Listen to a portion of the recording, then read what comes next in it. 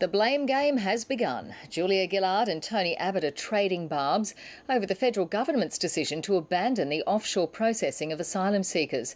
But some in Labor's right faction think the Prime Minister should have seen this coming.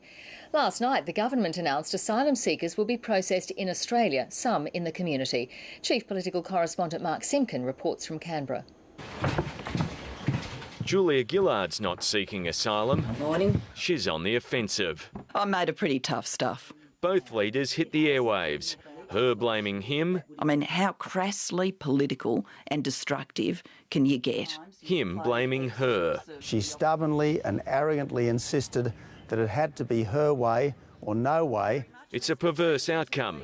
The government and the opposition both say they want offshore processing, but their stalemates delivered the opposite. The government has lost control of our borders. It's lost control of its own policy-making processes. It's lost control of the parliament.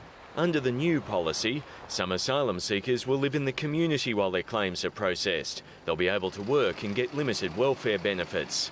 One unhappy Labor backbencher told the ABC it's the equivalent of erecting a giant sign in the Indian Ocean and writing "Come on down" on it. We are at risk of seeing more boats. We are at risk as a result of this conduct by Tony Abbott of seeing more men, women and children getting on leaky boats. The Greens are claiming credit for the backflip.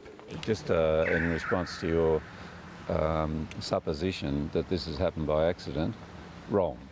It's happened because the Greens are here. First, they've got the carbon tax, which is Bob Brown's policy. Now they've got onshore processing, which is Bob Brown's policy. Well, let's start with the first Prime Minister, the leader of the Labor Party, Bob Brown, the leader of the Greens, joining us shortly. Julia Gillard in Canberra, good morning to you. Good morning, John, and you've got the only Prime Minister. The members of Labor's left faction are happy about the back down. It's what they've been arguing for months. But elements of the right can't believe it. One told the ABC it's a political disaster. Another reckons a third grader could have handled the tactics better.